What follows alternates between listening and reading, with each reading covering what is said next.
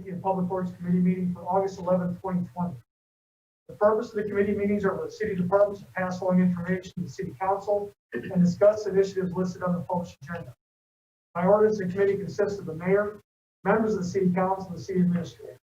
The ordinance mandates the city administrator as the chair of committee meetings. By ordinance, the committee makes no formal decision on committee matters.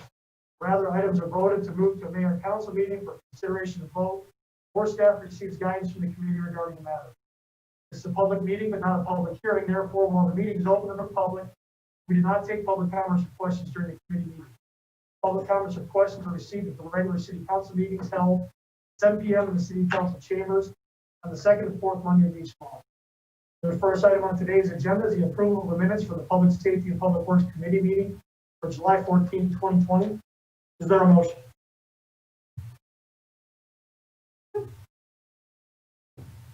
Motion to approve. Motion approved by Councilmember Judy. Is there a second? Second by Councilmember Wilsey. Any discussion or questions? All in favor, please raise your hands. And it's unanimous. Thank you. First item on the Public Safety and Public Works Committee meeting agenda. Public Safety Fire has no action items. Public Safety Police has no action items.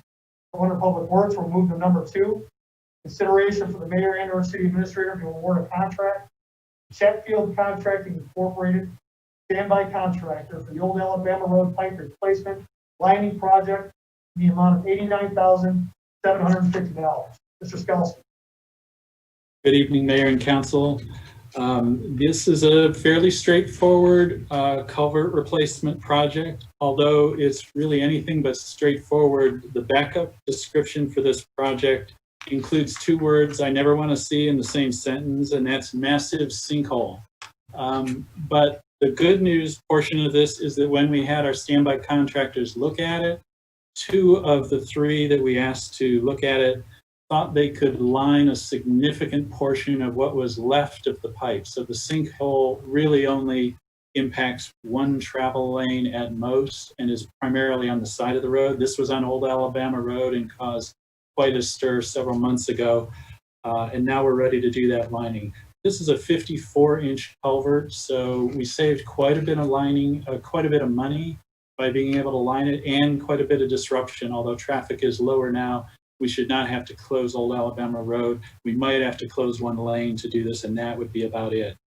So we're very excited that we got good competitive bids, and we did receive 1 no bid, I believe, on this, but the 2 contractors who bid their standbys gave us competitive ones, and we're happy to answer any questions that you may have regarding this one.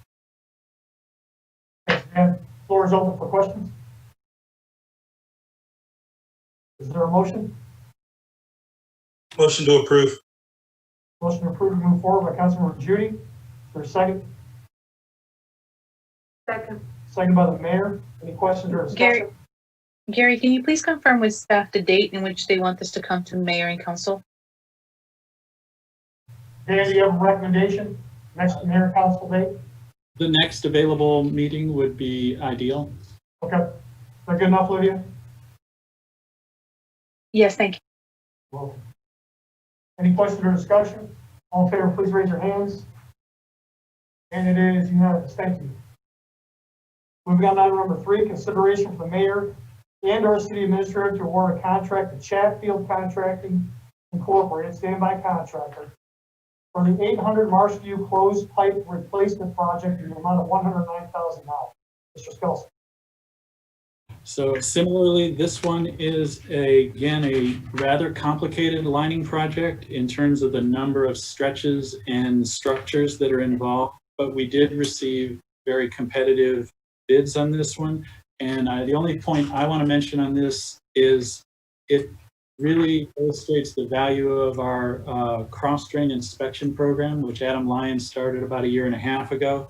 And what we're finding is if we can get to these projects while they're still lineable, we can save quite a bit of disruption and a significant cost, as opposed to if we have to tear up the entire road to do some of these projects. So that's one comment I just wanted to make, and give thanks to Ryan and to Adam and his camera crew team for just getting this moved to the front of the list quickly while we still have a chance to do this lining work, which is less disruptive and less cost.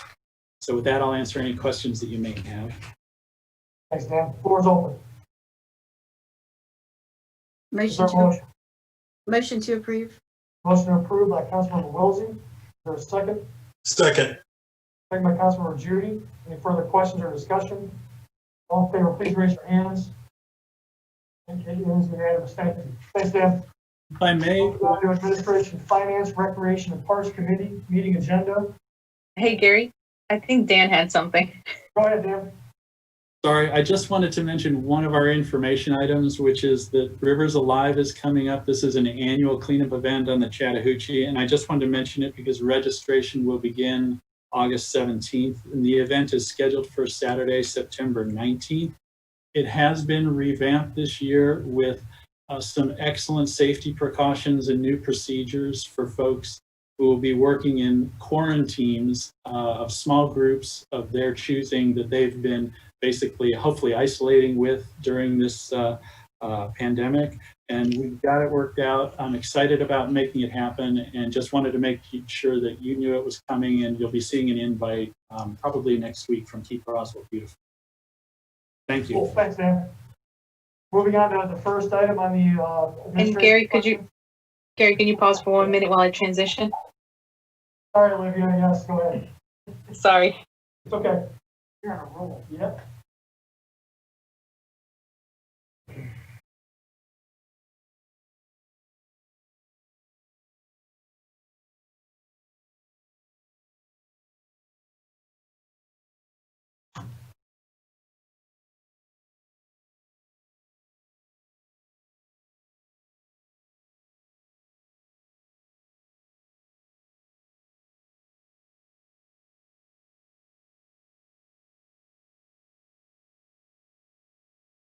Is it?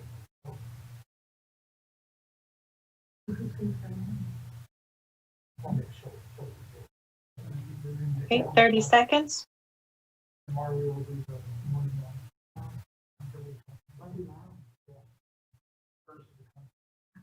And we're live. Thank you. Welcome back, and we'll go to the Administration, Finance, Recreation, and Parks Committee meeting agenda. The first item on that agenda is the approval of the meeting minutes for the Administration, Finance, Recreation, and Parks Committee meeting for July 14th, 2020. Is there a motion? Motion to approve. Motion to approve the minutes. Is there a second? Second. Second by the mayor. Original motion by Councilmember Judy. Any questions or comments? All in favor, please raise your hands. And it passes unanimous. Thank you. Moving on to item number 2 under administration, consideration of a resolution to accept the fiscal year 2020 assistance to firefighters grant program, COVID-19 supplemental grant in the amount of $40,502.85 and approval of a budget amendment BA number 221-135-101-08-24-20 in the amount of $40,502.85. Mr. Blitch.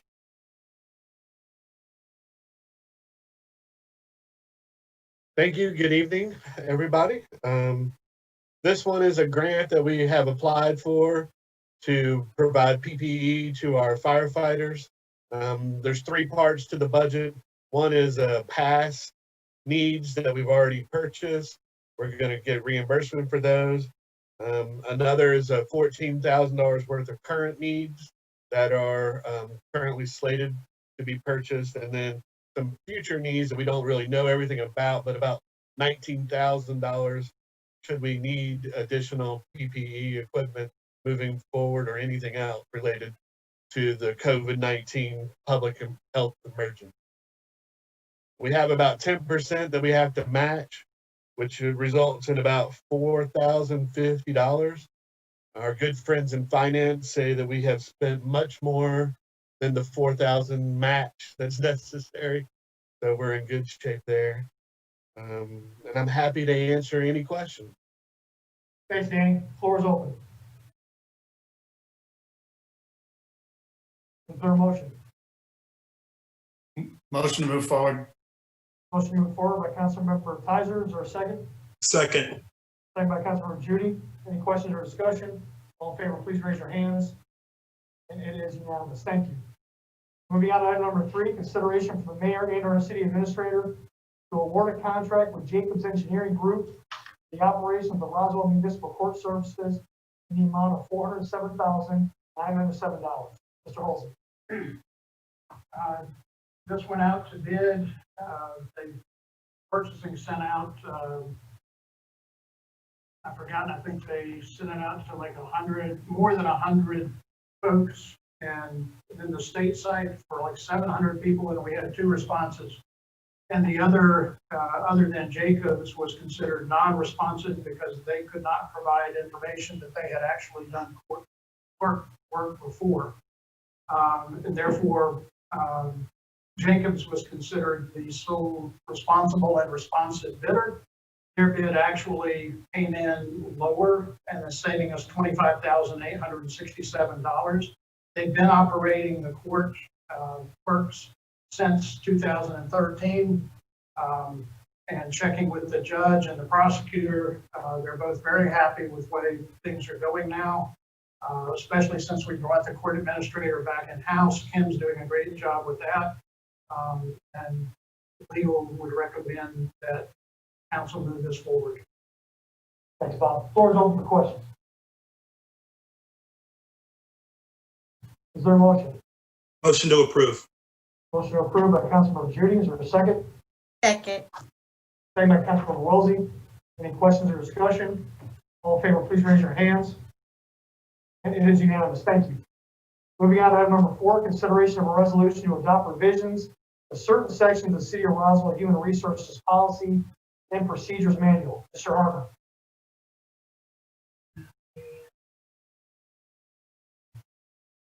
Yes, good evening, Mayor and Council. This item is coming back to this committee meeting. We had originally brought some of these proposed revisions to the July 14th committee meeting, but the committee asked for some clarification on a few of the items and to bring it back for discussion during this August committee meeting. And with me this evening is Michelle Hunter, our Employee Relations Manager, and she's going to talk through some of those clarifications. Good evening, Mayor and Council. These revisions are regarding updates to current practices, some new policies, some legal changes due to a U.S. Supreme Court decision, and some minor clarifications. Specifically, you would ask us to come back with policy 3.7.3, which is employment prohibited for relatives to certain city employees and officials, as well as 3.11, which is the rehire of City of Roswell retirees.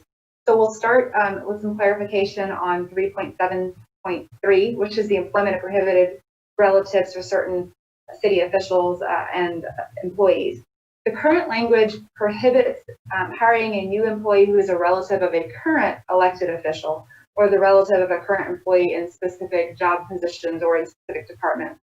The language, however, is not very clear about what would happen if an elected official was, or excuse me, an employee was already with the city and then an individual was elected into a position. So we are just proposing adding some additional language to clarify that would require the employee to resign before that relative was sworn in into that particular elected position. The other one, 3.11, which is the rehire of City of Roswell retirees. The policy language is really no longer required because there's some changes to the pension. The previous pension was frozen about 9 years ago, so that pension no longer has that same language that would require us to not be able to rehire retirees for the City of Roswell. So this policy just defines what a retiree is and explains the rehire versus reinstatement to ensure that they have what they call the bona fide retirement before they would be able to be rehired. We'll be happy to answer any questions about those. Floor is open. Councilmember Zapata. Thank you. So yeah, on rehiring, so do we still have any employees who will be retired under a pension plan? Yes, sir, we do. We do have employees that are still working and are under the pension plan, but should they leave and be gone a year, again, that's a requirement, then if they came back, they would not re-enter the pension plan because nobody being hired or rehired since 2011 goes into the pension plan. It's frozen. But they But there still are will current get, people. they will still get the pension plan plus the salary if they are rehired. Yes, they would if that was the case. That's right. After a year and with approval of the city administrator. Right. Okay. Thank you.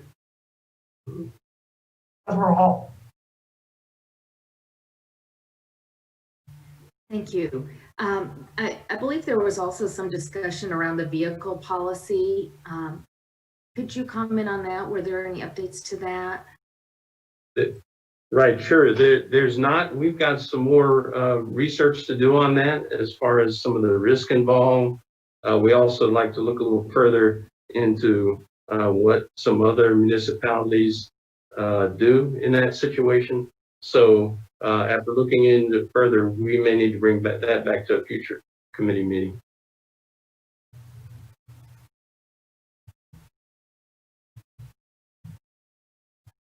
Any additional questions? Councilmember Zapata. Thank you. Thank you. So, again, if you can give us does it make sense to someone who is on the pension plan to retire, wait for a year, and then come back? That would be a better deal for this person? Or have how the math work in this scenario? Well, the earlier they retire, the more their pension is reduced. So I guess, it potentially just depends on at what point they retired. First of all, I should say it's not like we've got just a ton of retirees coming back to apply for positions. Generally folks are retired and enjoying not working, but in looking at this language, which again is kind of archaic, it was necessary when we only had the pension plan, the defined benefit plan, because you can't simultaneously be a recipient and a contributor into the plan. But now we don't, and our feeling is that since it's no longer required, it's absolutely not required. We've checked that with our pension plan administrator, that someone retires from here, they've had, to Michelle's point, a bona fide retirement. It's been over a year, which is well over what the IRS requires for a bona fide retirement. And they had a skill that the city needed. Why should we have to lose that person to work at another municipality? Just to make the possibility. So that's why we suggested taking this out. Okay, thank you. Mm-hmm. Aaron? I've got a question about 3.7.3. It says, add language to clarify that the city will not hire seasonal employees who are relatives of the mayor or city administrator or city council members if the council member serves as a department liaison to the department in which the employee will work. I think we need to clarify that because the way the charter reads, liaisons can be changed whenever I deem appropriate. So that could come in the middle of a seasonal hire. But the other thing I'm asking is, so are you saying it's not okay if I have a relative or our city administrator has a relative, but council members, it's okay if they're the liaison to the department? That's what I'm reading here.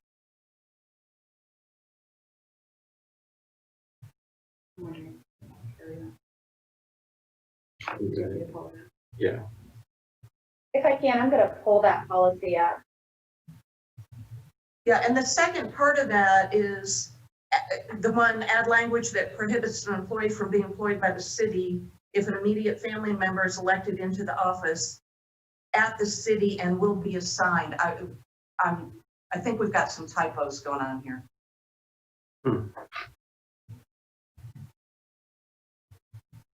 So this is the current language as there were some revisions since the last committee meeting. And looking right in here, it's the Additionally, the city shall not employ at any time in a seasonal capacity a relative of the mayor, excuse me, city council member, or the city administrator. So I believe at one point we had talked about the department liaison piece, but had removed that for this revision today. Okay. And then my next question is added language to match policy 1.1.0, which states the executive assistant to the mayor serves at the pleasure of mayor and council. That is incorrect. That person serves at my pleasure. Yes, ma'am, and that has actually been removed. Okay, so did we just get old copies here? I'd like to get a clean copy if I could. I don't know. If you just click on the red lines on the left, I think it will show it. Yeah, we've got hard copies. I think Yeah. that's the issue. Okay, as long as it's clear, I'm fine with it, but what I'm reading is not clear, so I just want to make sure. I apologize, you may have an old copy, because we did remove that one after, or maybe even prior, I don't remember, to the last meeting. I'll bring in a hard copy right now to the mayor. One moment. Could you repeat, please? What section are we referring? Keep sharing. Sure, keep sharing. I guess. Marcelo, it might be 3.7.3. That was the first one. The second one I brought up was right underneath at 3.8.5.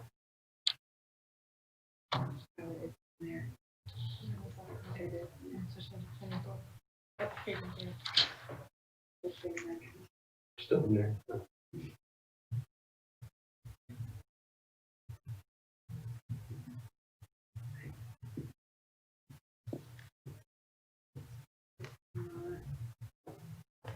Okay. Bob is pulling me in, so I appreciate that. Councilman Palermo. Sorry, there we go.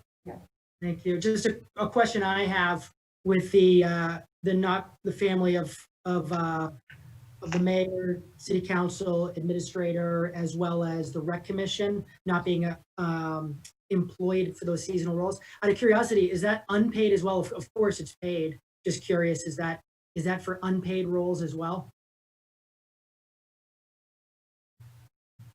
No, I think policy right now would not exclude volunteers, would it? Or unpaid interns? I don't believe it does. No, I don't believe it excludes. So it's only for paid positions as the policy is now. And is that what this policy, the way it's written right now, is just for paid positions? Yes. And we just added seasonal to clarify that because seasonal is actually not listed in there right now. Thank you. If I could, Mayor, to go back to your question, I believe the list of proposed changes has, to your point, has mayor and council written. But if you look at the policy itself, the last line here, additionally, the position of executive assistant to the mayor serves at the pleasure of the mayor, even though the position is not a management representative. So the notes have mayor and council, but the policy itself just has mayor, I believe, as you were mentioning. Thank you.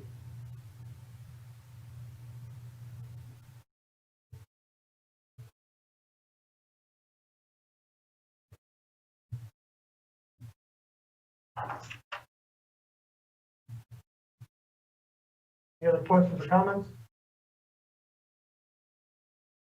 What is the pleasure of the council?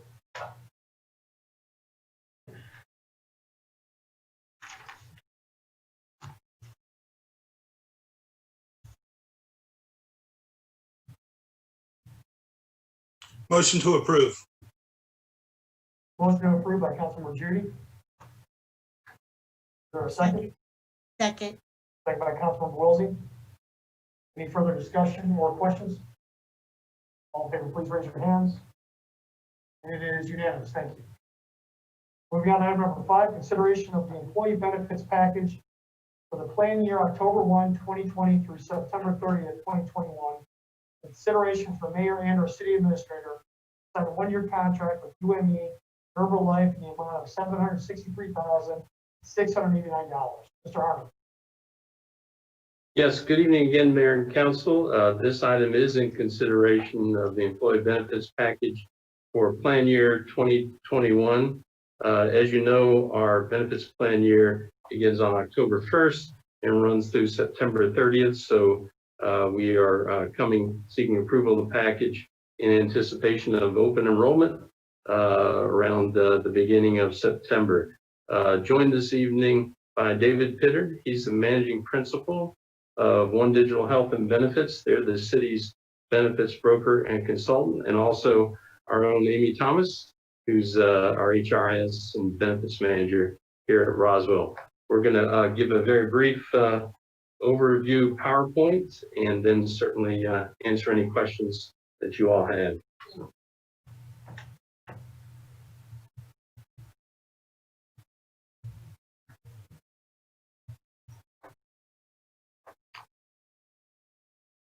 Okay, so just to kind of give you an overview of where we currently stand, and a reminder that the city did transition to a self-funded medical plan in 2014. So I think we're in our 6th or 7th year, going into our 6th or 7th year on that arrangement. David helped us with that. Our medical plan is currently administered by HealthEZ and utilizes the Cigna network of healthcare providers.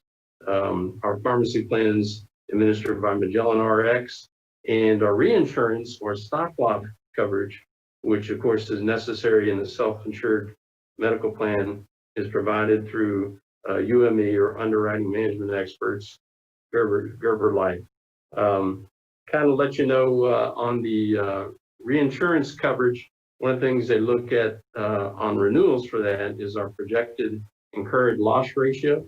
And right now through June, which is the last month we have current figures for, we're at 77.76%. And David, correct me if I'm wrong, but I think certainly for reinsurance purposes, you want to be below 80% is the mark. So we're right on it, but below it. So that's what counts when you get to reinsurance season. Next slide. Our third-party administrator, again, is HealthEZ that manages our claims for our medical employee health plan. They do the claim processing and reporting, case management. They also advocate with our reinsurance carrier and check for appropriateness of services. The projected cost for the medical plan administration or the third-party administrator is $258,792 for the year. That's a slight increase. They had a $1 increase to their administrative fee. But we do recommend continuing with them. They've done good work with us on the case management and managing our claims to keep us in a good fiscal position. Our pharmacy plan is administered, next slide please, by Magellan RX. And in this plan, the city does retain the rebates for our employees' prescriptions. We also get audit services and pricing and analytics, customer service, and most importantly, in our current healthcare environment, management of specialty drug costs where appropriate and possible. And then also good analysis of our brand name versus generics. And we have a history of pretty good generic utilization, but the specialty meds certainly are continuing cost factor. One thing that we are recommending that's new this year, no additional cost to the city, but David and his group have another service called RX Connection. Certainly I can let David tell you a little bit more about that, but it's a good opportunity for savings. So with our RX Connection unit, they provide clinical pharmacists, which for the city of Roswell is actually local. So that provides not only oversight of Magellan, but also makes certain that we have the proper clinical support in complicated matters for members of the city's health plan so that we can help make certain they're best positioned from an overall care standpoint. There's assigned actuaries attached to this unit, and then very specialized client management. As Jim had alluded to when he was talking about how the prescription benefit management world's changed so much in recent years, it's becoming more and more specialized as it relates to specialty medications, and that increased cost and complications requires, while we're great on a day-to-day basis, it really requires, folks that just are all day long in this. And they were able to do a market evaluation for us. We looked at 7 different PBMs, and in the end, they were able to negotiate Magellan down $175,000 a year, and so that they're and that savings is net the small fee that the PBM would pay RX Connection to support the city of Roswell. So no disruption to the members. Under the plan design stays the same. The formulary, the drugs on the formulary will stay the same. We get to maintain the same vendor, but just have an overall lower drug spend with the inclusion of RX Connect. Thank you, David. Going back to our reinsurance stop loss coverage, again, this protects the city from excessive aggregate claim loss or excessive high single claims. One Digital issued an RFP for that to 16 carriers. And when you look at our historical premium loss ratio, this is what the stop loss carriers have reimbursed us versus what they collected from us in premiums. So 2018, 2019, 50%, that's pretty close to what you want to be, but you can see we've certainly had some other years where we had some high claims and were reimbursed, which of course is what you want reinsurance for. But when it comes to renewal time, you'd like to see those numbers lower. The initial proposal has us maintaining the reinsurance rates with an annual cost of $763,689, and overall premium and maximum claim liabilities projected to be 1.9% higher, which is pretty good in our current healthcare environment. Just kind of some of the things that looking over the coming year, we do have 2 relatively high claims that are expected to continue into the next plan year. The city HR staff, along with our consultant, recommends that we do renew with underwriting management experts, UME. You'll see some language on here about Voya as well, and that's because this PowerPoint was submitted before we got the historical review, and so we are going to recommend that we go ahead with UME. They did not recommend extra lasers on certain claims, so we should be good. And finally, a couple things, our health plan options. As you know, last year we added a new option that employees had asked for, which was not only the 2 high deductible HSA plans, but we did have employees, some employees asking, hey, could we have back a more traditional PPO plan, the good old copay plan where you walk in and pay a flat fee to your doctor for most things. We did bring that back. We did get some folks, as you can see, 5% of the employees did sign up for that, but the majority did stay with the higher deductible HSA plan we've had over the years. But we do recommend keeping those so that employees do have a choice there on which one they prefer. We do recommend that the employee premiums this year stay the same because we did have a pretty good year, and no need to pass on any extra costs to the employees at this time. So the premiums and HSA contributions that the city makes to the employees, we recommend those continue unchanged for the coming year. And then finally, on our ancillary benefits, life, disability, dental, and vision, just to give you a quick look at those, life, basic and voluntary life are with Unum. and are under a rate guarantee right now. So no cost change until this time next year before they would be considered.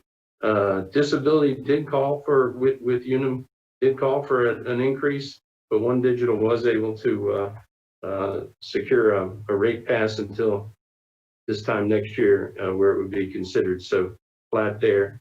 Dental and vision, we did switch to MetLife from the standard last year, but we did get a cost decrease for that.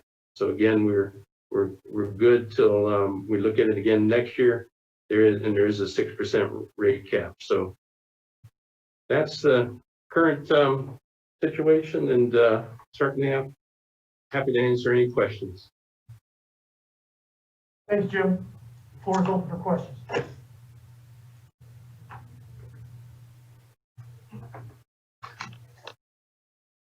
Councilmember Zapata. Thank you. Thank you, Jim. Great presentation. Couple of questions. When was the last time that we went to the market? So we go to the market for the stop loss every year.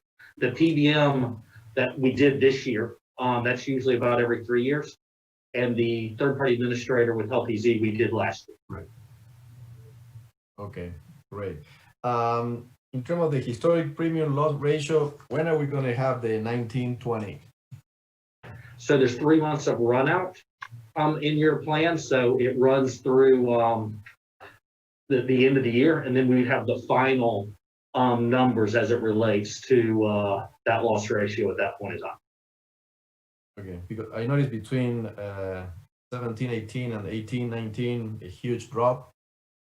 Is any answer to this drop, or is just that it was fortunate to happen? It's somewhat fortunate. In any given year, certain large claimants may not continue, and this city had experienced that. Some individuals are no longer covered under the plan, or their conditions resolved. And so there was not as much large claimants in the current plan year as there had been in prior years. And do we have any estimate for year to date? For The year to date, 1920? it's The 77, we're currently at 77.76%. So it looks like we'll come in, after the next couple of months. We hope to continue to come in under 80%. So it's looking pretty good. A little higher than last year. I think we were at 70.23% last year, but right in the ballpark. Below 80 is what counts. So. Okay, thank you.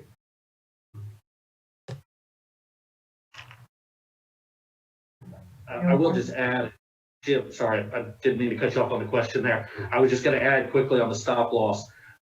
Because the plan has started to perform better from the overall large claim perspective, we've got a lot more competition this year, which we were able to really leverage back and forth to negotiate almost a flat renewal for the city from the stop loss perspective. So I did just want to add that that was a positive trend for you all this year.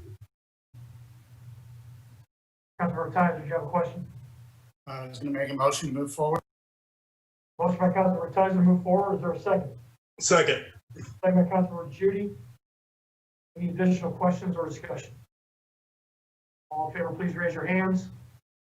It is unanimous. Thank you. Thanks, Jim. Thank you.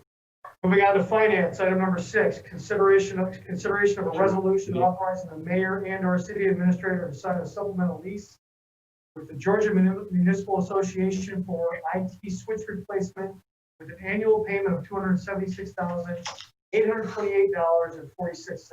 Ms. McCray. Thank you, Gary. Good evening, Mayor and Council. This item is requesting authorization to enter into a supplemental lease through Georgia Municipal Association to finance the citywide network fiber switch replacement project. This type of financing has been used in the past by the city to purchase high-cost equipment such as fire trucks.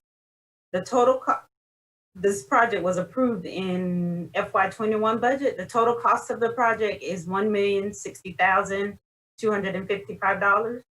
The proposed lease includes a term of 4 years with an interest rate of 1.76%. The annual payment on this lease would be $276,828 and would need to be included in the FY22 budget. And I will take any questions that you may have. Thanks, Georgette. The floor is open. Is there a motion? Motion to approve, Gary. Motion approved by Councilmember Tyler. Is there a second? Second. Second by Councilmember Judy. Any further questions or discussion? All in favor, please raise your hands. And it's unanimous. Thank you. Thanks, Georgette. Item number 7, presentation of the fiscal year 2020 fourth quarter budget report. Mr. Luckett. Good evening, everyone. I'm going to share my screen here. Everyone see that okay? Okay. So this is our fourth quarter budget report. So this encompasses the entirety of FY 2020. Before I jump into the details of the report, there's a couple things I wanted to point out. One is that the numbers that you'll see here today are preliminary. So we've made, as we've wrapped up our fiscal year, there's a lot of closeout that's still to go. So we've made some estimates in the report for things that we know typically happen as we close out each fiscal year. So these numbers are unaudited, and you'll see final audited amounts when you receive the FY 2020 comprehensive annual financial report. So that's to come later. Also, I wanted to just say thank you to all of our departments. I think one of the things that you'll see in this budget report is you'll see the efforts of all of our departments to slow down the spending as we got into this pandemic as a way to preserve cash for the city and to make sure that we were financially stable as we move forward. So they all did a great job, and I think you'll see that evidence as we go through this report.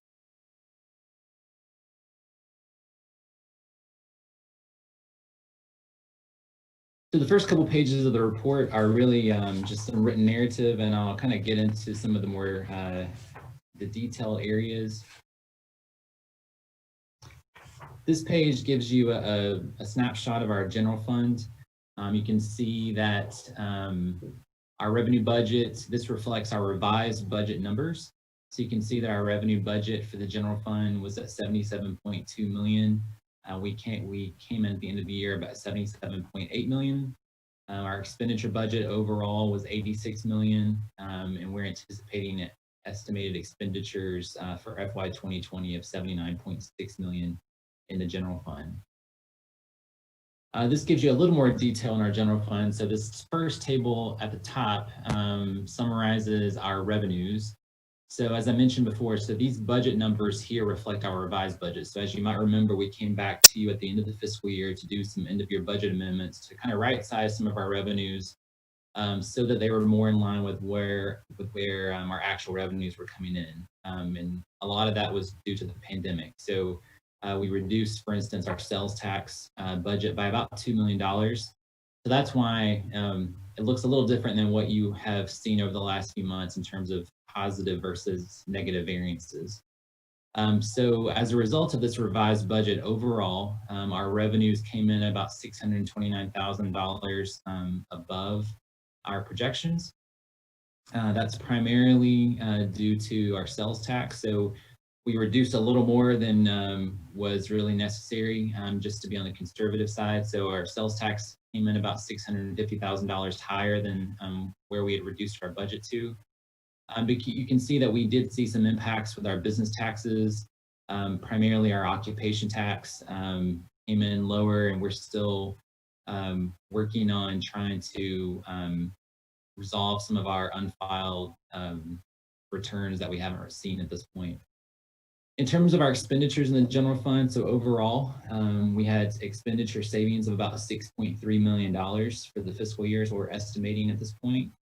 About $2.6 million of that was in salaries and benefits, $3.4 million in just general operating expenses.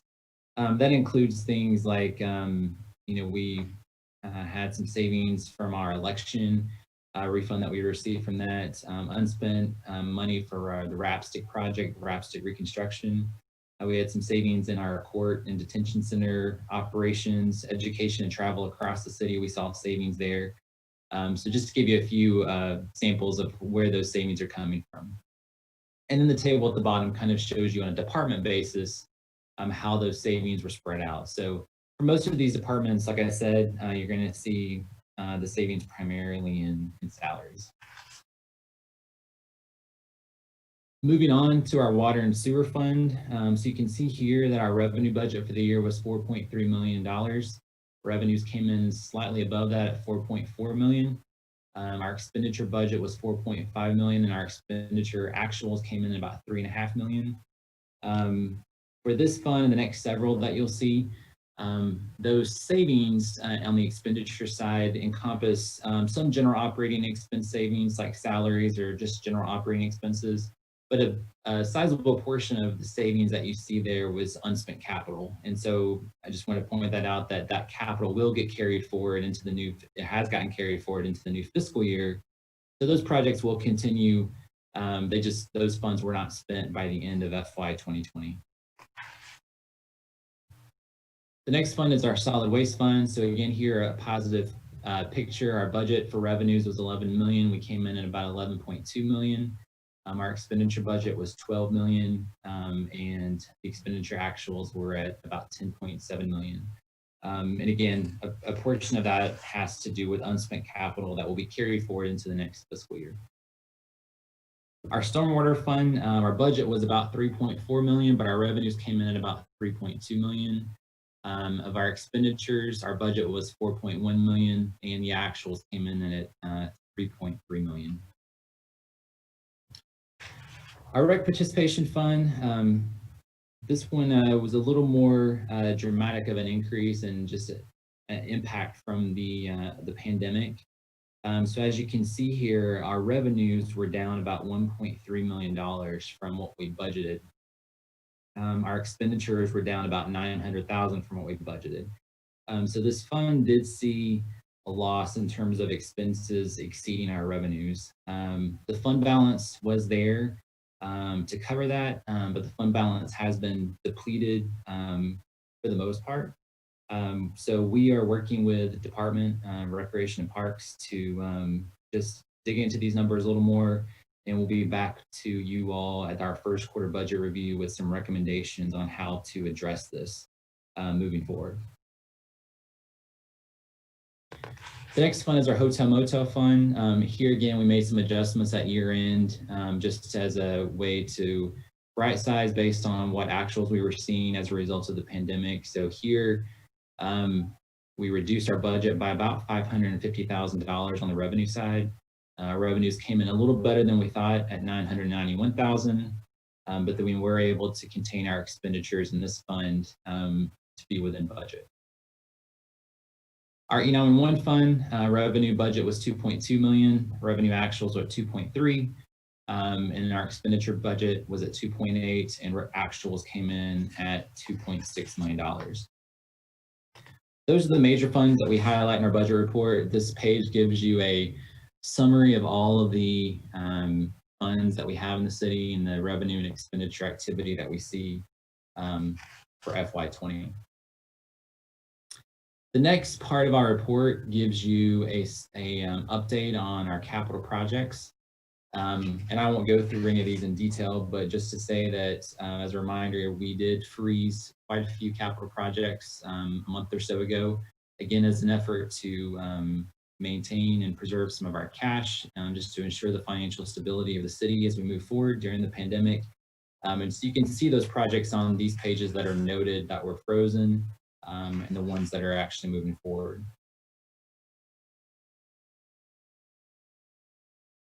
So with that, that concludes my presentation. I'll be glad to answer any questions that anyone has. Thanks, Ryan. The floor is open. Councilor Woolsey. Yes, thank you, and thank you, Ryan, for a great presentation. Quick question, you mentioned that the business taxes, occupation taxes were behind, and I know that there was an extension on payment on the due for payments being due. I think that was to June 1st. Do you anticipate that catching up? Or are you seeing it, did you see it start to come in, or are you seeing? So, during the beginning of the pandemic, really, with the executive orders that gave the businesses some extension time, that kind of slowed us down because usually our occupation taxes are due by March 15th each year. Right.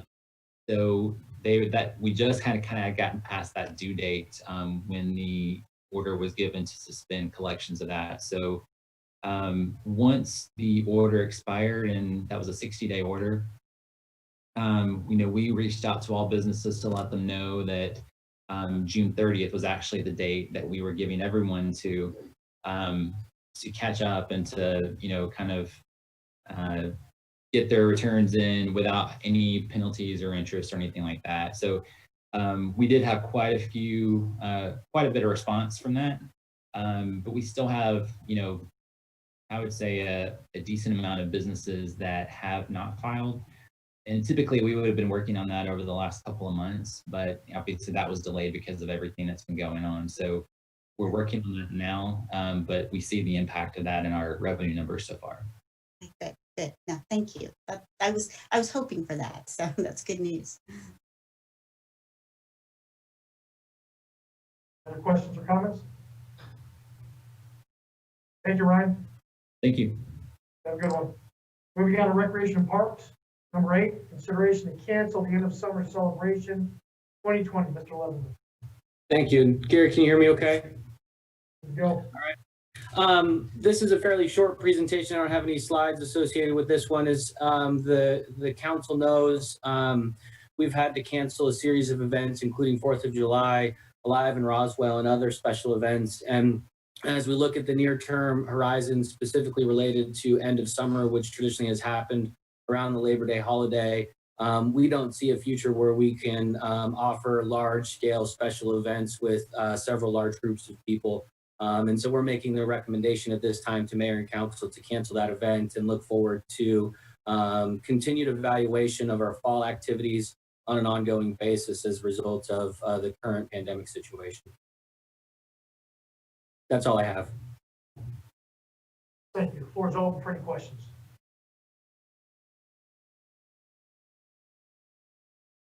Motion to cancel end of summer celebration. Do we need to do here? Just do we go to a regular agenda, or is this? No, this would be enough. Okay. Motion by Councilmember Judy. Is there a second? Second. Second by the mayor. Any further questions or discussion? All in favor, please raise your hands. And it is unanimous. Thank you. Thanks, Jeff. Moving on to item number 9, consideration to approve the installation of a Mack Henry Brown historical marker in Riverside Park. Ms. Bush.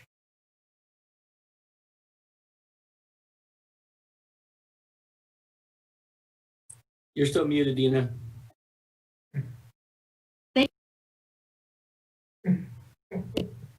There we go. Good evening, Mayor and Council. Welcome to the world of Zoom. My pleasure to be with you tonight. I am presenting this request by the Fulton County Remembrance Coalition, and I'm going to share a short PowerPoint presentation. Just one moment. Okay, please let me know if you're not able to see the presentation. Okay. Okay, as I mentioned, the Fulton County Remembrance Coalition has brought forth this request, and they are partnered with the Equal Justice Initiative, otherwise known as EJI, and they are underneath the umbrella of EJI. And I would like to speak just a moment to that organization, and this comes directly from their website, which you see cited at the bottom left-hand corner. But the Equal Justice Initiative is committed to ending mass incarceration and excessive punishment in the United States, to challenging racial and economic injustice, and to protecting basic human rights for the most vulnerable people in American society. And EGI also believes that truthfully acknowledging this history is vital to healing and reconciliation in the effort to help towns, cities, and states confront and recover from tragic histories of racial violence and terrorism. EGI is joining with communities to install historical markers at the sites of lynching to encourage local recognition and necessary conversations. I would like to also add that EGA has a very specific definition when it comes to lynching, and they define it as any extrajudicial acts of racial terrorism motivated by the narrative of racial difference that involve killing African Americans by hanging, burning, mutilation, or other brutal assault at the hands of white mobs of at least 3 or more people for the purposes of not only terrorizing the victim, but the entire African American community with near complete impunity and no fear of legal recourse. And that is what they consider their definition of lynching. The Fulton County Remembrance Coalition, they are the local community and grassroots arm of this initiative, and they work with EGI, and their activities and purpose is one point to collect soil samples, and they are working toward collecting Fulton County's 36 documented lynching sites, soil samples from those sites. They also work toward the erection of historical markers, which is part of the conversation tonight and what we're working toward. And once they complete this, they will be able to claim Fulton County Monument from the National Memorial for Peace and Justice. One other major branch of EGI is public education, as well as a museum and memorial in Montgomery, Alabama, which is the picture and image that you see to the right, which is the National Memorial for Peace and Justice. And again, that's in Montgomery, Alabama. And overall, Fulton County Remembrance Coalition, they want to work toward fostering dialogue, education, and reconciliation. And when it comes to our story here in North Fulton and about Mack Henry Brown, he is one of the 36 documented African Americans lynched in Fulton County between 1877 and 1950. Mr. Brown was the head janitor for an Atlanta apartment building on Piedmont Road. He disappeared on November 13th, 1936, only later for his body to be found in Roswell near the convergence of Vickery Creek and the Chattahoochee River. The Fulton County Remembrance Coalition, what their request is they wish to honor Mr. Brown and provide space for conversation, truth, and reconciliation. So let's talk a little bit more about the guidelines as set forth by EGI and the overall process of working toward this. First of all, they are on their way. The Reconciliation and the Remembrance Coalition has been established. That's who we're working with. The Remembrance Coalition, they work toward completing a market proposal, which is submitted to EGI. They work toward the research, which EGI does assist them with that. And they work toward the crafting of the language and the process of identifying and approval of the site location, and then securing necessary permits for installation. And we're at the beginning of that process, and one of the reasons why we're bringing it to Mayor and Council. I also want to mention that education is a major part of their work. Part of the project and the initiation that they want to do is to facilitate a high school racial justice essay competition. And overall, they want to encourage a 1 to 3 year educational process and local engagement. And that is optional on the side of EJI. It's really based upon community interest and the capacity of the coalition to work through those projects. Now, let me back up just one moment. I do want to mention a couple of other specifics. EGI does cover the cost of production and the shipping of the markers. In terms of the physical aspects of the marker, they are 42 by 38 inch in length and diameter. The poles that they stand upon are 5.5 to 6 feet tall. And just local information that I just learned on the current specifications that they utilize is a blue background with gold lettering. And one side of the marker is to text and copy narrative of the individual lynching victim, in this case, Mack Henry Brown, and that copy is negotiable with the stakeholders. Side 2, the narrative provides the historical context overall of racial terror lynching, and that text, that copy is non-negotiable, and that text has been written by the Equal Justice Initiative. I do want to speak to what current markers look like and where they are located.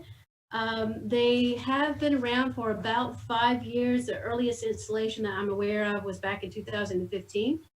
There are other markers, as you see, in various places in Alabama, as well as Texas and South Carolina. Local to us and to Georgia, the most recent one was in DeKalb County at the DeKalb County Courthouse in 2019, and also in LaGrange, Georgia in 2017. And we hope that Roswell will be a future one. In terms of upcoming marker examples and ones that have been approved, just most recently this summer in July, in Forsyth County Commissioners just approved a location for the county courthouse. And so that will be moving forward here very, very soon. And this is a clip from the local news of Forsyth County News, updated on 7/21/2020. Now, in terms of the proposed location site, it is within Riverside Park, to the west of the park on the Roswell Riverwalk Trail, close to, as you see, where the Vickery Creek convergence comes into the Chattahoochee. This particular location, it is close to the understood location of where the body was found. The death certificate lists the place of death as Roswell, and all documented descriptions of where the body was found say Roswell as well. And this is close to where, again, documentation states the convergence of Vickery Creek and the Chattahoochee River. And where they have selected or they're asking for this proposed site is very where they feel the body was found, but it's also a question of access to the public and public viewpoint. You're probably aware that there was a soul collection ceremony that I spoke to just briefly a few moments ago. That did take place close by. The location of that ceremony was at the creek area on the left, just as you turn into Riverside Drive. And they decided to have that soul collection ceremony because at the point they were in the early stages of searching for the best location for the marker. And what they have decided through this process is to request what you see today within Riverside Park. And this image provides you just a closer look perspective of where they would like to have the marker, which again is at a close proximity to the bridge that goes over Vickery Creek. And it is close by another current historical marker, which is part of the Georgia Historical Society historical marker that we're used to seeing if you drive by the road. And these are more common and what people are used to seeing. If you're curious, this particular marker that's already at Riverside Park references the Army of the Tennessee and the federal troop advancement into Georgia and Atlanta during the Civil War. I also want to point out that currently in Riverside Park, and what you see to your right, is the story and interpretational trail and rock memorial telling the story of the Trail of Tears and expulsion of the Cherokee. I think the inclusion of this marker does bring another point of view, as well as a more cohesive story to the historical interpretation. And it's definitely, certainly within partnership of an established organization and program. The overall appearance of the proposed marker and guidelines do not aesthetically compete. In fact, it looks very, very similar to the Georgia Historical Society marker. It's very similar in shape, look, and process. Now, in terms of the financial impact, the anticipated expenditure is just associated with staff time and resources for installation. Again, EJI does pay for marker development and shipping. And I just learned that they will also commit to future repair or replacement if it is broken or stolen or something happens to the marker. The Fulton County Remembrance Coalition will pay for any additional costs associated with an unveiling ceremony or any future program they may have. And they are also actively working toward engaging a civic a civic organization to provide future maintenance needs. Similar to the Georgia Historical Society marker program, they do plan to solicit local community involvement to be able to clean and maintain the marker where possible. Staff recommendations. Staff recommends approval of the request with condition that the marker text and copy regarding the Mack Henry Brown story, again, just on one side of the marker, is reviewed by city staff prior to installation. And at this time, we are requesting that City Council for your consideration and overall approval of the project. So at this time, I will just stop the presentation and welcome any questions. Thanks, Dina. The floor is open. Councilmember Tyson. Thank you, Gary. Dina, can you go back to the picture of the bridge and the potential location of the marker? Certainly.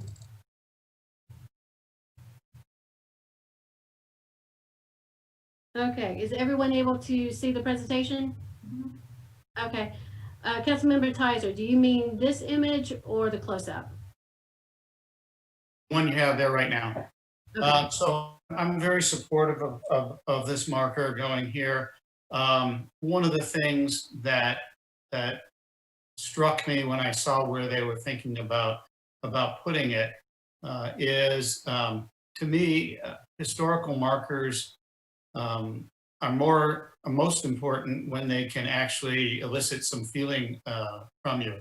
To me, this marker is going in next to 4 small trees that over time will represent what happened to Mr. Brown, in whatever particular area it was. And so this little grove of trees, I thought, really gave me sort of an eerie feeling and made me kind of think about, what had happened at that time. And so I felt that this was an appropriate place. Thank you. And if I may add, another reason for this location in this proposal is that it's trying to locate an area closest to the event, if possible, with educated research. But it's also about public exposure, that education element. And there's precedents for that with the Georgia Historical Society markers as well. It's not always 100% at the site where something happened, but it's part of that public exposure where the most people have an opportunity to learn and engage with it. Any other questions? Councilmember Palermo. Thank you, Mr. Farmer. Did a great presentation, so really appreciate that. I had the opportunity to speak with some Roswell residents who really were volunteering, raising awareness of this at the different solidarity events, among some other events through the city. So definitely a very sad history, but it's something I definitely support to make sure really accomplishing those goals you mentioned, really having that visibility right here and just in that awareness and that memory. So thank you again for all you did in putting this presentation together, because this was actually more than I was expecting, and really appreciated all the details you provided. My pleasure. Thank you. Councilmember G. I'd just like to say I was able to hear from several members of the Mack Henry Brown committee during Rec Commission, and their passion and educating the community of what happened so it does not happen again. And I am very supportive of this and would like to motion to move it forward.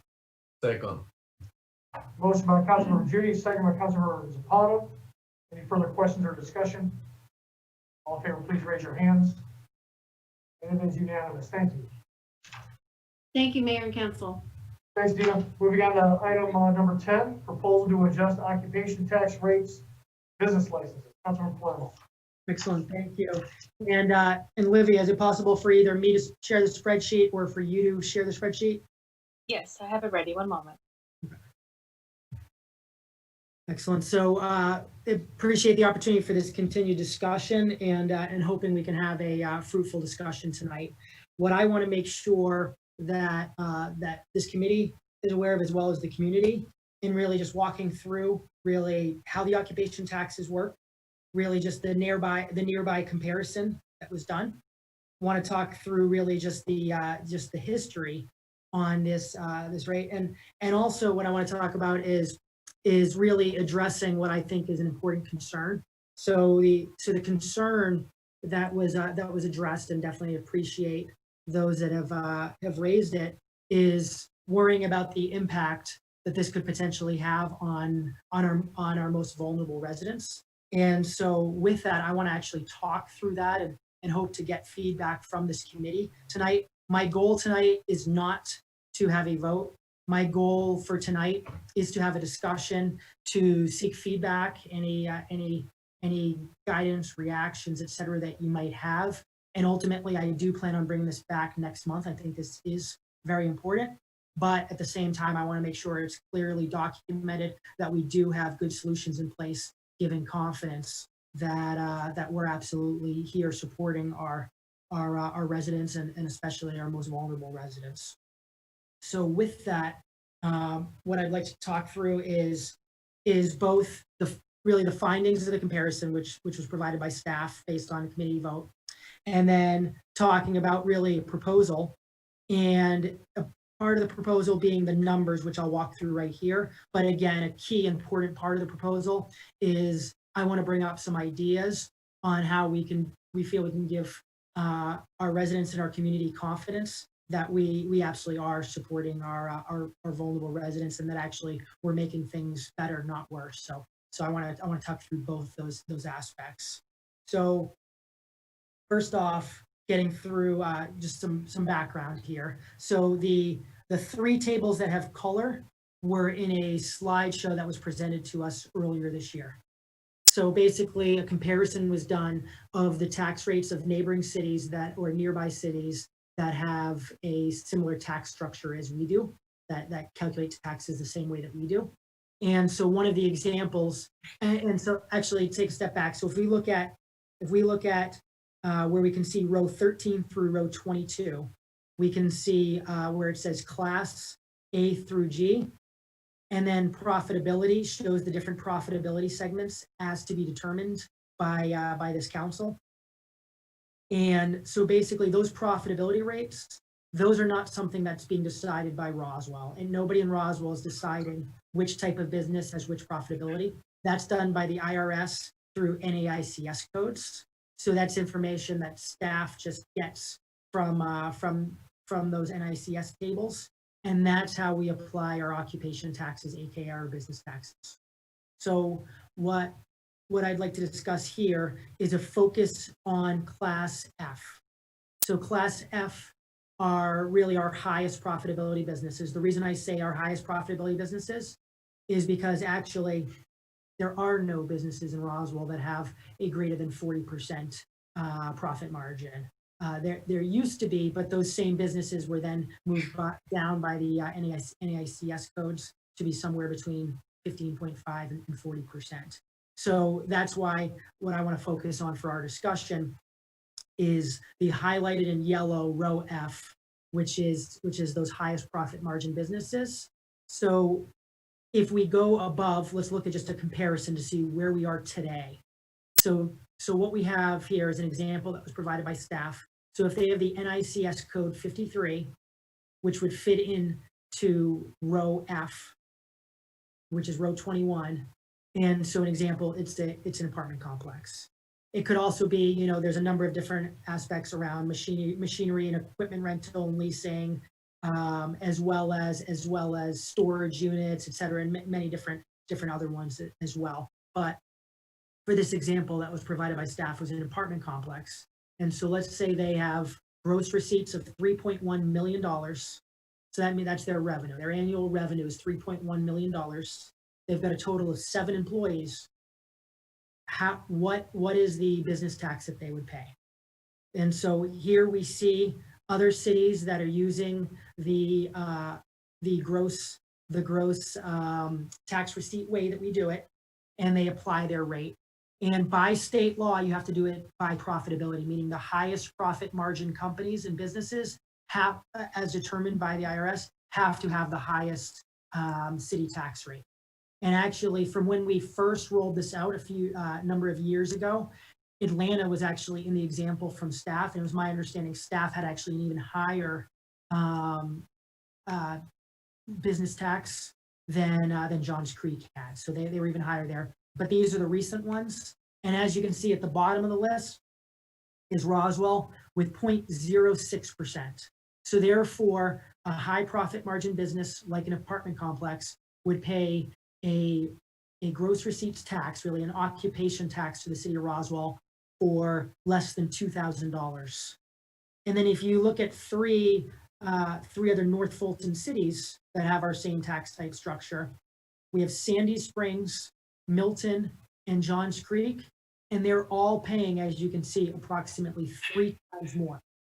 And so, and of course, what you'd see there is understanding that the majority of these cities that are paying more have a lower millage rate, which impacts both residents as well as businesses, and they have this higher occupation tax. So therefore, what I would like to discuss is us looking at adjusting that currently F for the profit margin companies between 15.5% to 40%. They're currently paying 0.06%. And what I'd like to discuss is actually getting them closer aligned to the neighboring cities and the similar cities, that for ones that have gross receipts above $500,000, those be really aligned and really the average of those three cities, which is that 0.18%. And those smaller businesses that have gross receipts of under $500,000, those instead of being aligned with those three cities, they just get more similar and closer, but not all the way. So if they have under $500,000 in revenue, I'm proposing they don't go all the way up to Johns Creek, Milton, and Sandy Springs, but instead they get more similar with that 0.12%. So some more background on this before I get into really an additional aspect that I especially want your feedback on and why I want to bring this back next month. But before I get into that, something I'd like to talk to is, as I mentioned, these highest profitability businesses were all in G at first, and that was the tax they were paying. They were paying a G, and it's not the 0.19 and the 0.20. Again, as mentioned, the higher profitability has to have a higher rate, and currently in Roswell, and perhaps currently of any nearby city, there's nothing with above 40%. So ignore that right there. It actually, G used to be 0.12%. And the reason I bring that up is because our highest profit margin businesses were paying 0.12%, which still had it less than Johns Creek, Milton, and Sandy Springs, but had it more similar. And then what ended up happening was the NICS code was adjusted, in which case their segment, their class moved from G to F. And so ultimately their tax was cut in half. And so their corporate tax was cut in half. As we know, that's not what's occurred for residents with the millage rate. That's not what occurred with our lower profitability businesses. The majority of them were all paying the exact same amount. It was just our highest profitability, our highest profit margin companies had that tax cut in half, in which of course, the rest of the taxpayers then of course, picking up that slack because we did not reduce services or anything like that last year, for example. But so ultimately, what I want to talk through is two aspects. So as we had discussed, and as you can look at through a lot of businesses, a lot of case studies, when you have those lower margin businesses, those classes A, B, probably even C, those are ones where the prices absolutely are built purely on the costs. Think of Costco, think of Walmart, think of a lot of companies that were impacted by the tariffs and all those aspects, where they're coming up with the prices purely based off of their low profit margin and those increased costs. If I've actually done a lot of research on this recently, and a lot of determination that goes into how are things like, for example, higher margin business like apartment units priced, and there's a number of factors that go into it. And those costs and these aspects are not one of them. And we have a perfect example of why. So So this council has seen a number of emails from a number of residents and different just individuals emailing in, and certainly many of them talked about increased rent and definitely a challenge in Roswell and a challenge in the whole metro area. What we actually see here, and make sure everybody's aware, is actually the highest profit margin businesses, their tax in Roswell was cut in half. So including apartment complexes, their Roswell business tax was cut in half. And from what we're hearing from residents, they didn't see their rent go down, they saw their rent go up. And that's certainly, it's certainly a free market and all that, and we definitely respect that. And at the same time, it is a challenge that we need to work on really having a solution, because we have a lot of our workforce, first responders, different, teachers, all these different individuals that we certainly want to look at creating solutions for workforce housing and different opportunities, and diverse housing opportunities, because there's a lot of individuals that provide a lot of benefit and value to Roswell, and for their family, what they're looking for is not an apartment, but looking for houses or other solutions. And I think it is important we keep that in mind as well. But ultimately, what I want to get into is, again, my proposal is to align the occupation tax to be closer to the neighboring cities within North Fulton that use a similar tax structure. But what I think is crucial, and why I think this is not ready to move forward tonight, is I would like to have a discussion with this council on how do we best ensure that our vulnerable residents and our most vulnerable community is feeling supported, protected, et cetera. And some different ideas that I have, I'd like to discuss, and I certainly invite this council to share feedback on those ideas, as well as come up with additional ones, because I think that's what I'd like to really see us all do the next month. But here's a couple. One aspect, in talking to David Davidson, it sounds like it's a possibility. You have to do a little research in how, but basically it seems like it could be plausible, is if we come up with really what is that definition of workforce housing, then there'd be an opportunity to create a tax credit, in the sense that that we have the row 21, which is row F, and if they're making millions of dollars, or if we look down to row 24, if they have a revenue of 10.5 million, then the tax rate would be 0.18%, which instead of being 62.74, which is what they are currently paying, they instead would pay 18,523, which would align with those three nearby ones. But what I'd like to propose is we discuss potentially what is the definition of workforce housing, what are those qualifications, and in speaking with Ms. Wakefield in ComDev, who has a lot of experience with Fulton County, it sounds like there are some specific formulas and calculations that are already existing in Fulton County and the state of Georgia. So that's something we could potentially come up with. That's a potential opportunity to ensure that that residents feel protected and that we're looking at this closely. So that's one opportunity that I'd like to discuss and hear feedback on. Another one is, and as we've been talking about through the CBGG grants, what we've been talking about through the grants, and that money that's going to be coming to Roswell from the from the CBDG, is we've talked about, especially really always, but especially during COVID, childcare is a very important challenge for, and actually it was one of the council members had brought up, in looking at these CBGG grants, looking at ways that there's somewhat of a multiplier, in the fact that childcare, there's kind of a multiplier, because that's creating the opportunity for a parent to be working, et cetera. So I think there's the opportunity, and I think a discussion we have is, should we look at ways to increase childcare opportunities, and that's something that we could have that discussion. Another opportunity as well involves, in addition to childcare, our parks and rec programs actually already do provide some discounts. If I understand correctly, it's my understanding that there are Roswell residents that can qualify for either 50% off the rec and park participation fee, and I believe there's also the opportunity to qualify for 100% off.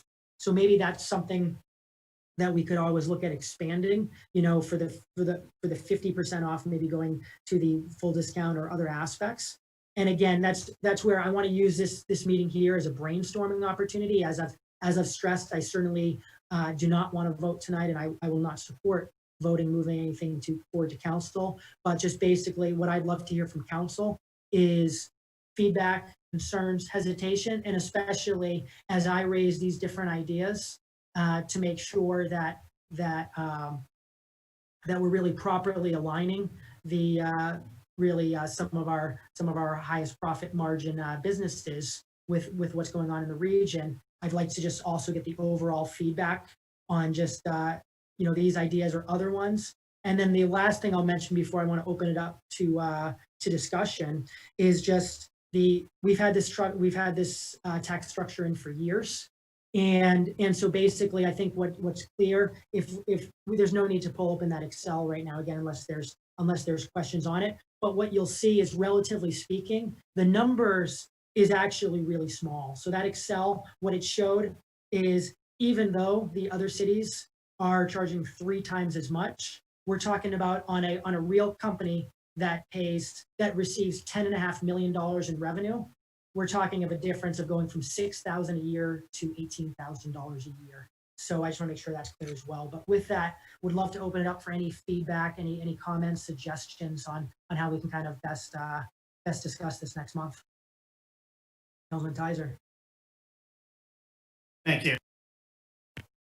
Wow, where to even start? To me, it's just unbelievable to propose raising taxes in a pandemic and in the middle of an economic crisis. Repeating phrases over and over again doesn't make them true. And so our highest profitability businesses have some pretty serious issues right now. I think you would agree that profit means eventually collecting the money from your customers. Today, nearly 40% of those, I've seen the statistic, nearly 40% of those make under $40,000 are out of work. 20% of people renting today are concerned that they can't pay their rent. 10% of them are food insecure. Of the 20%, so let me say this. You're not a very profitable business if your customers can't pay you. And I would present to you that this is what's going on today with landlords around the country. There's an eviction moratorium on federal items. Courts are closed.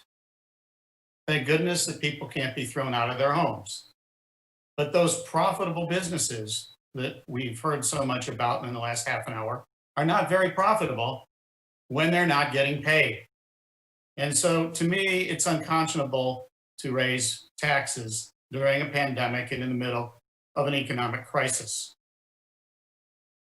To further this along, this isn't just apartments. Anybody who leases property from anyone else will pay the additional amount. You may not know, but I'll explain it, that most commercial leases are what's referred to as triple net. And so the lessee, the person paying the rent, is also paying the taxes. So what you will be doing with this, the way it's written today, is increasing taxes on some of our most vulnerable businesses, particularly restaurants, who in most cases lease their facilities. Again, unbelievable to me to be proposing raising taxes in a pandemic and in the middle of an economic crisis. Again, if you're not getting your rent paid, you're not a very profitable business. So those are very serious concerns that I have about this. If you want to take a look at something like this after we're outside of a pandemic and outside of an economic crisis in this very place, more than happy to take a look at that. But right now is absolutely not the time.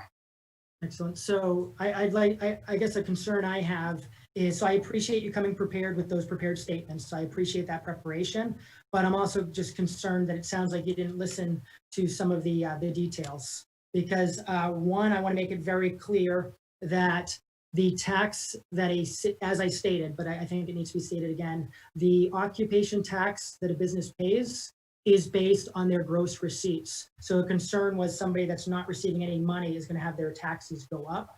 Again, they only pay on what is being charged. Again, you mentioned the residents and the concern of the food insecure. That's why I feel we need to do more, which is where I want to do the brainstorming. And then lastly, you mentioned the just the taxes in general and the pandemic with all the challenges we're having. We're about to be discussing the millage rate, and I hope you'll be supporting reducing that rate, because the millage rate is going to impact not only the landlords, but also the residents, the homeowners, those that are having the tough time with making ends meet. So there's different aspects of it, and I think we need to find a well-rounded aspect, because what's unfortunate is why should we have other cities that are having a lower millage rate, are having an occupation rate that's not material, when we're looking at $10.5 million in revenue, such a small amount. So again, I appreciate the discussion. I appreciate the feedback. So one more piece of feedback. Yeah. If your gross receipts go down and your taxes go down, so does the $185,000 on your sheet. And so one piece of work that I would challenge you to do is a sensitivity analysis on that. Because as that number gets smaller and smaller and smaller, there is no impact on millage rate, because we don't go out enough digits in a millage rate to make any difference at all. So just because one says it doesn't make it true. Seeing that piece of sensitivity analysis will be very, I think, helpful. I would also tell you that this isn't just about poor people renting apartments. This is about people who choose to, people who want to live there. And so to come out and single them out, to single out restaurants, to single out anyone who leases property from anyone else is problematic to me. And we can talk about how wonderful it would be to raise taxes, but not now, not where we are today. And it had no impact on residential millage rates. What will have an impact on residential millage rates is encouraging commerce to come to our city. Because what we have is not a rate problem. What we have is a volume problem. We need more businesses here, because as we bring more businesses here, then we can give relief to our residents, meaningful relief to our residents. And so I don't care to make this an all-night event, but those are my thoughts on the matter. There are no prepared statements. It's a set of notes that I wrote while I was sitting here waiting. So I appreciate your attempt here, but I think what we're going to find out after sensitivity analysis is we have a solution to something that isn't at this moment a problem.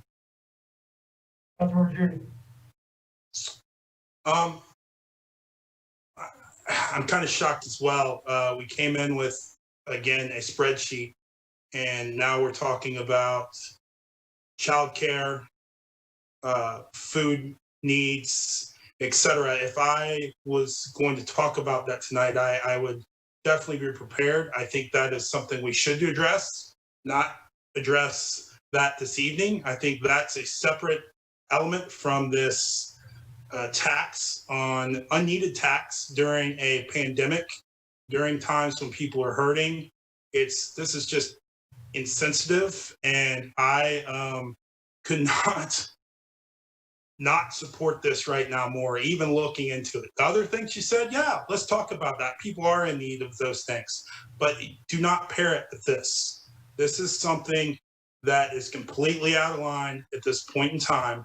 I cannot support it. Raising taxes on those in need, raising taxes on anybody at this point in time right now during this global pandemic is tough and is not the right time. So I have some previous commitments this evening. I will be leaving this conversation. I would be glad to talk about food insecurity, be glad to talk about the other things that we need to talk about, but it should not be paired with this. It's two separate things, and I do not support this. Councilman Woolsey. Yes, thank you. Again, I agree with many of these comments, and Mike, I think you've got a very multi-layered things that you've brought forward. I think taking a look at the occupation taxes and whether or not they are appropriate, I think is one discussion that at some point in the future we need to talk about, but we need to talk about it across all of the NAIC codes. When that discussion happens, when we need to bring more business into our community and when we're in the middle of a pandemic, I don't think is the right time to do it. And I just find it appalling that in your proposal, you are bringing up residential leasing as your proposal on the place to raise occupation taxes. That to me, I just can't even look past to see the other rationale behind what you're doing, beyond the fact that you pulled that out of the entire NAIC codes that are there to look at. Again, it's not the time, it's not the place, it's totally inappropriate. To talk about how to help our workforce, to help our insecure, yes, let's do that. I'm 100% behind that. Let's brainstorm, let's come up with some ideas, but trying to tie that into this discussion without making that a part of the agenda item, I have a problem with that. Appreciate you bringing up, so let's talk about it.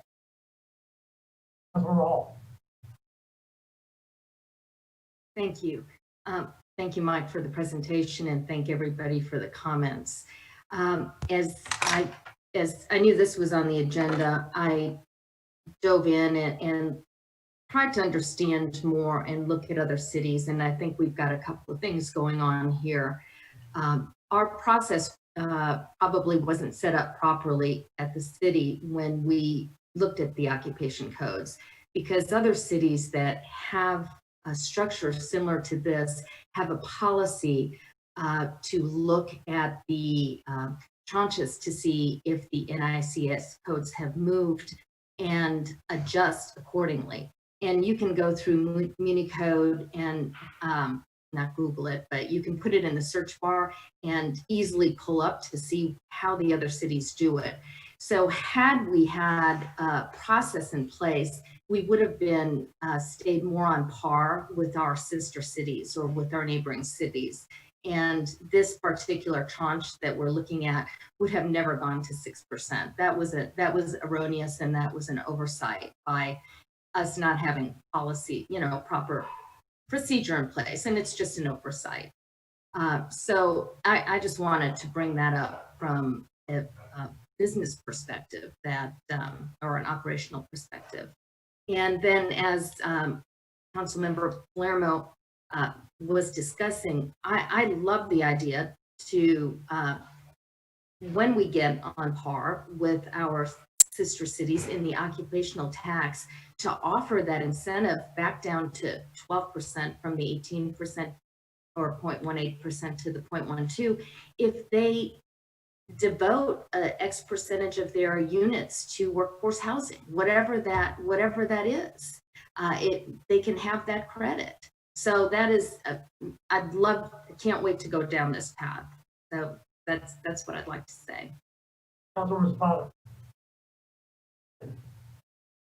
Thank you. Well, let me start saying that, leaving cheap politics aside, leaving advocating for big corporations who lobby heavy in Washington to reduce through the IRS, the NAICS Code 53, leaving this aside, I think that it's our responsibility to look for the best interest in Roswell. Washington unfortunately decided to move them down on the code, on the tax code, and unfortunately for local businesses, because if you don't pay attention, all of a sudden you see that the revenue of occupational tax for NAICS 53 come down. And then what happened is, and I love, all of you also to advocate if the tax rate, the occupational tax came down, make sure that those big corporations reduce the tax, the rent on these apartment renters. I haven't heard anything. I haven't heard anything of any of you trying to advocate for this big corporation to reduce the rent of the renters, since they're paying right now less occupational tax. So again, leaving politics aside and advocating for this big corporation profit aside and lobby in Washington and implications at the local level that obviously they don't care, leaving this aside, I think that we need to have a discussion, because we are seeing less revenue occupational tax than a couple of years ago.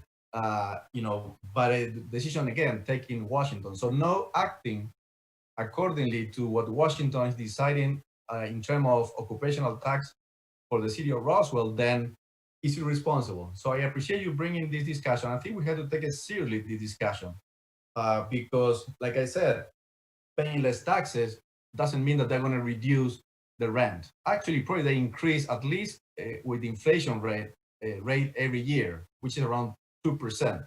So I think that we need to leave, again, politics aside, be serious about, and then if we can collect more on the occupational tax and we can find a good social destination of these extra funds, we should discuss about it. I don't know if I learned today, yesterday, or tomorrow, but if we know that, we need to think about and take it seriously. So, so I said that, and because I think that, I don't know if it's the right time or not right now, but we definitely have to have the discussion and get ready to take action when the time is right. If we start discussing this when the time is right, we're going to be wasting time when we need to apply this adjustment to bring it at least back for what it used to be.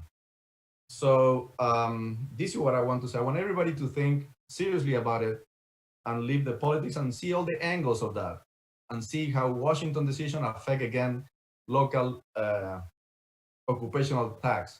So I think that bringing back to at least what it was and then make exceptions for those apartment complexes who really are renting to the workforce, because we have apartments in Roswell also that is called luxury living in Roswell. Come to downtown, luxury living.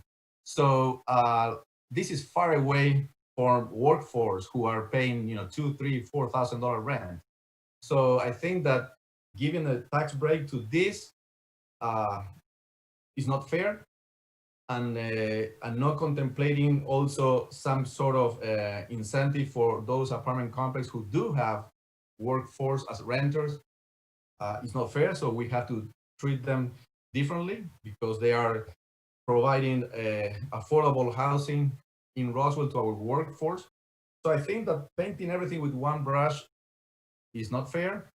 And I think that, we have to distinguish between luxury living in Roswell versus those who are maybe 2 or 3 families living together in one apartment complex to be able to make the monthly payment there. And I know families who do that, and then we do have to take care of them as well. But giving a tax break just across the board, just because the NICS came down from Washington and reduced the rate, the tax rate, I don't think is smart. And I think that we need to continue this discussion and find and tune up the best way that benefit everything and everybody in Roswell. Thank you.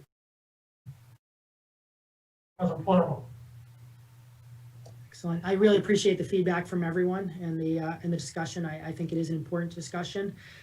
Although I certainly would have no problem discussing this all night. I certainly understand the sentiment. We've talked a fair amount. I just want to call out 3 final things. One is the way the law works as well is if this were to pass at any point in time, it's for the following year, meaning if this were to pass in 2020, it's for 2021. If this were to pass in 2021, it's for 2022. So it always is further out from that standpoint. Also, 2 council members had a comment that I think I kind of agree on and just want to mention. So, it's not, we don't have a rate problem, we have a volume problem as well as just wanting to recruit more businesses here. So the aspect of volume problem I agree with, and wanting to recruit more businesses. We've had by far, as you could see, the lowest tax rate for a while. And that's not making a difference, because again, if you look at the actual numbers, we're not talking about between 1% and 2%. We're talking about between 0.06% and 0.12% and 0.18%. So it hasn't been resulting in anything. And again, I definitely appreciated the feedback and the discussion as well on things we all agree we should be discussing, like food insecurity and those different challenges, et cetera. What I want to bring up is I do believe that the discussion needs to occur together. And the reason is we all deal with complex things. You know, the decisions we make are complex and have impact. And so I think it is really important that as we are potentially looking at aligning a tax with another city, or even just bringing it back to what it was a year before, we do want to understand the impact and see how can we best help different individuals that may or may not be impacted.